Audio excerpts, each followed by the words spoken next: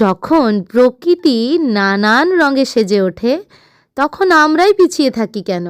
আমরাও বসন্ত উৎসবে নানান রঙে সেজে উঠব। আপনারা দেখুন ভিড়, কি প্রচুর ভিড়, প্রচন্ড ভিড়। এই পুরো লাইন, আমি মধুকে লাইনে দাঁড়াকে ঢাকা নিয়ে দাঁড়িয়েছে। मुझे नहीं पता था इतना लंबा होगा। এই যে লাইন দেখছেন, মাথা পিছু 25 টাকা করে এন্ট্রি ফি লাগলো আমাদের। মধু ঢুকলে, এই যে মধু ঢুকে গেছে, চারিদিক রঙিন হয়ে উঠেছে।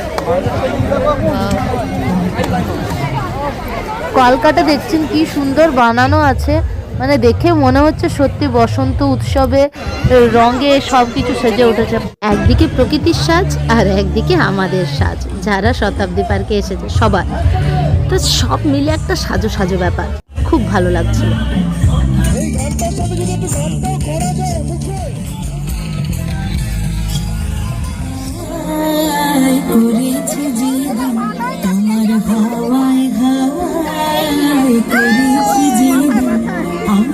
শতাব্দী পার্কে গেলে প্রতি বছর এই বসন্ত উৎসবে নিজের প্রিয়জনদের সাথে দেখা হয়ে যায়, কারণ সবাই বেশিরভাগ এখানেই আসে। বসন্ত উৎসব, সপ্তম বসন্ত উৎসব। এই যে আমার সঙ্গে এরা এসেছে দুজন, আমার দুই চিঙ্গে পুঙ্গি বন্ধু।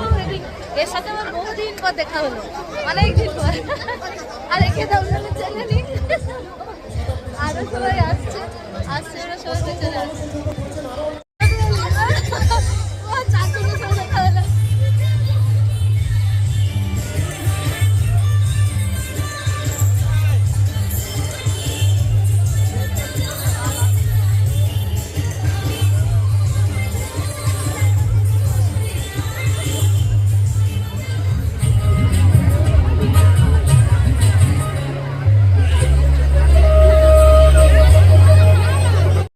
মূল মঞ্চের ঠিক ডান দিকে দেখুন টিকিট কাউন্টার। বসন্ত উৎসব এমন এক উৎসব, যখন আমরা যে উৎসবে যদি আমাদের প্রিয়জনদের রং দিয়ে রাঙিয়ে দিতে না পারি, তাহলে কিন্তু সেই উৎসব আমাদের ভালো লাগে না, সম্পূর্ণ বলে মনে হয় না, কোথাও যেন একটা অসম্পূর্ণতা থেকে যায়, তাই না?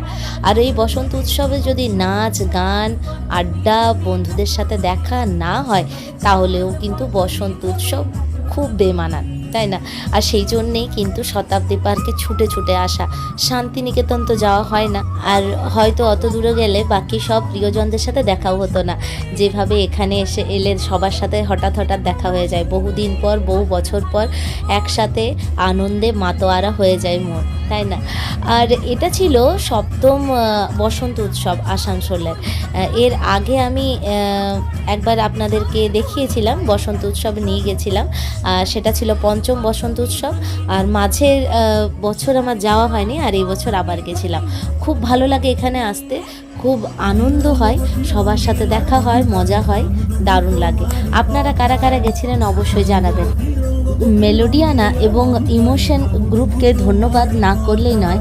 ওনাদের এই যৌথ উদ্যোগে, এই যে ওনারা এই উদ্যোগ নিয়েছেন শতাব্দী পার্কেই বসন্ত উৎসবের, এটা যদি না থাকতো তাহলে এত এত মানুষ একসাথে আনন্দ উপভোগ করতে পারতো না।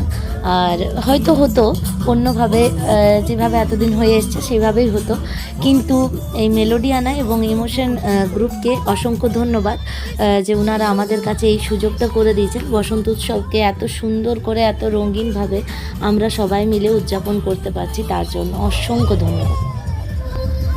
আমরা ওখানে গেছিলাম, কিন্তু আমরা খাওয়া দাওয়ার ওখানে যে বন্দোবস্ত করা ছিল এখানে এই শতাব্দী পার্কে, কিন্তু আমরা খাওয়া দাওয়া সেখানে করিনি, আমরা বাইরে খাওয়া দাওয়া করেছিলাম। আর খাওয়া দাওয়ার সেরকম কোনো প্ল্যানিং আমাদের ছিল না, তো সেই জন্য বাকি কিন্তু অনেকেই ওখানে যেখানে মধ্যাহ্ন ভোজন করেছিলেন শতাব্দী পার্কে, তো তাদের জন্য আলাদা করে স্পেশালভাবে কুপন নিতে হয়েছিল সামান্য কিছু মূল্যের বিনিময়ে। তো আর প্রচুর মানুষ কিন্তু এখানে মধ্যাহ্ন ভোজন করে। এখন মধ্যাহ্ন ভোজন হবে, যারা যারা টিকিট কেটেছিলেন ওনারা সবাই এখানে খাবেন। এখন খাবারের ব্যবস্থা হচ্ছে।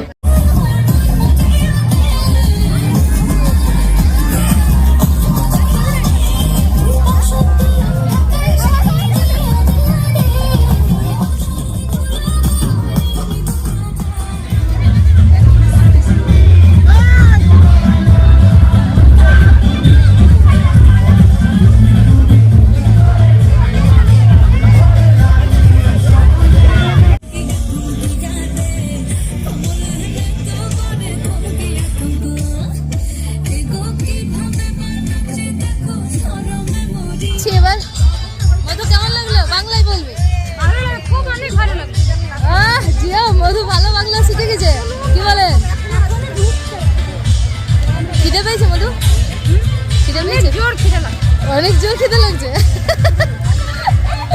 জল খাবি? অনেক আমরা বেরোচ্ছি, এবার দেখা হবে আসছে বছর যদি আসতে পারি এখানে, তাহলে আপনারা যারা আসবেন আবার আপনাদের সাথে আমাদের দেখা হবে। বন্ধুরা তাহলে আসছি, দেখা হবে একটা নতুন ভিডিওতে। ততক্ষণের জন্য ভালো থাকুন, সুস্থ থাকুন, টাটা, জয় হিন্দ, হ্যাপি হোলি, শুভ বসন্ত উৎসব আপনাদের সকলকে, টাটা।